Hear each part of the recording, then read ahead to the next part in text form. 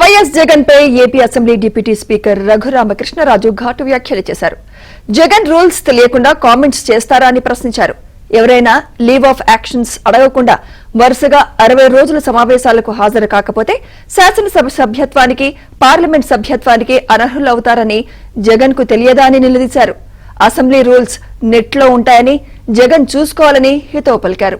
అలాగే అసెంబ్లీలో ప్రతిపక్షానికి ఎంత సమయం ఇవ్వాలనేది ఆయా పార్టీల సంఖ్యాబలాన్ని బట్టి నిర్ణయిస్తారని రఘురామకృష్ణరాజు స్పష్టం చేశారు. గత 5 ఏళ్లలో ఏపీ అసెంబ్లీ 68, 69 రోజులు మించి ఎందుకు జరగలేదని ప్రశ్నించారు.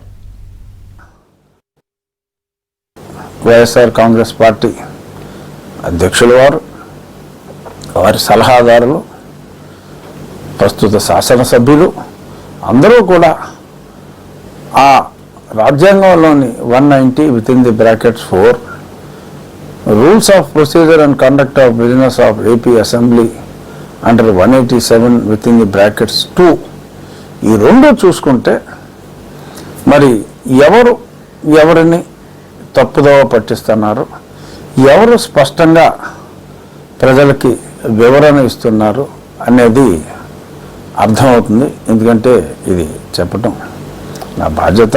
ఇకపోతే మరి ప్రతిపక్షానికి ఎంత సమయం ఇస్తారో మరి కొంతమంది ఎమ్మెల్యేలని వెళ్ళి తేల్చుకోమన్నారు.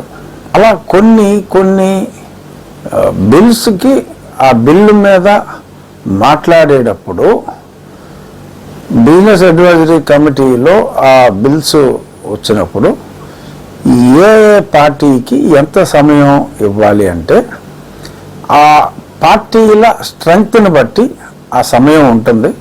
అది ఓన్లీ సూచన, స్ట్రిక్ట్గా దాన్ని ఫాలో అవ్వాల్సిన అవసరం లేదు. వీళ్ళు యువజన శ్రామిక రైతు కాంగ్రెస్ పార్టీ వారు బీఏసీకి కూడా రావటం లేదు.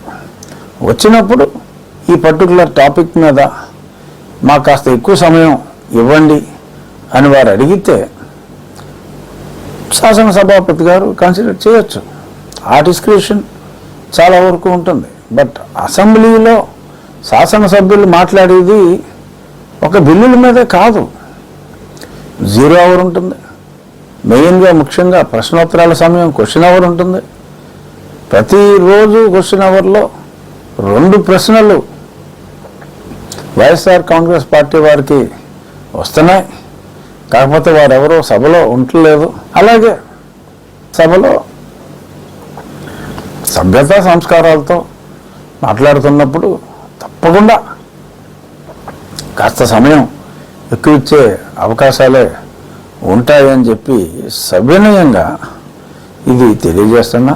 ఈయన మొదటి రోజు నుంచే రానని చెప్పటం జరిగింది. కాబట్టి ఆ రూల్ అన్నది రాజ్యాంగంలో రాసి ఉన్నది. మరి అది రాజ్యాంగంలో తప్పు అని ఈయన అంటారా? మరి రాజ్యాంగం చదవకపోవటం ఆయన తప్పని ప్రజలు అనుకుంటారేమో అన్న విచక్షణ లేకుండా మరి వారు ఎందుకని మాట్లాడారు.